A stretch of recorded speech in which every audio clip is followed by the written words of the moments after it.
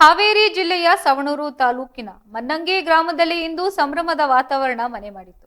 ಗ್ರಾಮದ ಶ್ರೀ ದ್ಯಾವಮ್ಮ ದೇವಿ ದೇವಸ್ಥಾನ ಹಾಗೂ ಶ್ರೀ ಆಂಜನೇಯ ದೇವಸ್ಥಾನದ ಮೂರ್ತಿ ಪ್ರತಿಷ್ಠಾಪನೆ ಮತ್ತು ಕಳಸಾರೋಹಣ ಕಾರ್ಯಕ್ರಮವು ಅತ್ಯಂತ ಶ್ರದ್ಧಾ ಭಕ್ತಿಯಿಂದ ನೆರವೇರಿತು. ಕಾರ್ಯಕ್ರಮದಲ್ಲಿ ಮಾಜಿ ಮುಖ್ಯಮಂತ್ರಿ ಹಾಗೂ ಹಾವೇರಿ ಗದಗ ಲೋಕಸಭಾ ಕ್ಷೇತ್ರದ ಸಂಸದರಾದ ಶ್ರೀ ಬಸವರಾಜ ಬೊಮ್ಮಾಯಿ ಅವರು ಪಾಲ್ಗೊಂಡಿದ್ದು ದೇವರ ದರ್ಶನವನ್ನ ಪಡೆದಿದ್ರು. ಬಳಿಕ ಮಾತನಾಡಿದ ಅವರು, ಗ್ರಾಮದ ದೇವಸ್ಥಾನಗಳು ಸಮಾಜದ ಸಂಸ್ಕೃತಿಯ ಕೇಂದ್ರ ಬಿಂದುಗಳಾಗಿದೆ. ಇಂತಹ ಧಾರ್ಮಿಕ ಕಾರ್ಯಕ್ರಮಗಳು ಜನರಲ್ಲಿ ಸಂಸ್ಕಾರ ಮತ್ತೆ ಒಗ್ಗಟ್ಟನ್ನ ಬೆಳೆಸುತ್ತೆ ಎಂದು ತಿಳಿಸಿದರು.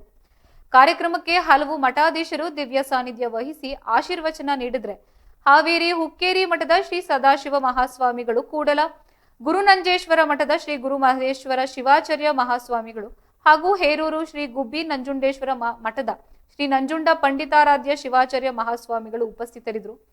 ಭಕ್ತರಿಗೆ ಆಶೀರ್ವದಿಸಿ ಈ ಸಂದರ್ಭದಲ್ಲಿ ಪ್ರಮುಖ ಮುಖಂಡರಾದ ಶ್ರೀ ರಾಜು ಕುನ್ನೂರ, ಶ್ರೀಮತಿ ಶೋಭಾ ನಿಸ್ಸೀಮಗೌಡ ಸೇರಿದಂತೆ ಸ್ಥಳೀಯ ಮುಖಂಡರು ಹಾಗೂ ಸಾವಿರಾರು ಭಕ್ತಾದಿಗಳು ಈ ಐತಿಹಾಸಿಕ ಕ್ಷಣಕ್ಕೆ ಸಾಕ್ಷಿಯಾದರು.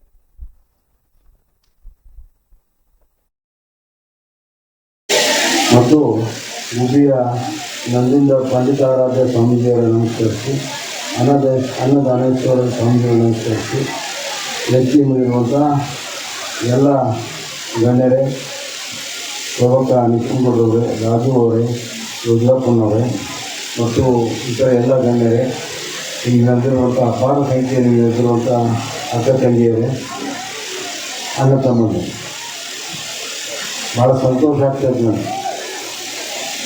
ಈ ಗ್ರಾಮದಲ್ಲಿ ಒಂದು ಹಬ್ಬದ ವಾತಾವರಣ ಇದೆ.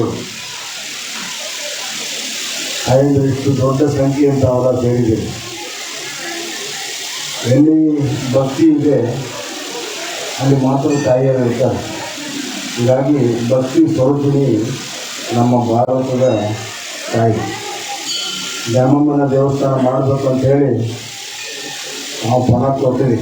ಗ್ರಾಮದಲ್ಲಿ ಗ್ರಾಮ ದೇವತೆ ದ್ಯಾಮಮ್ಮನ ದೇವಸ್ಥಾನ, ಆಂಜನೇಯ ದೇವಸ್ಥಾನ ಲೋಕಾರ್ಪಣೆ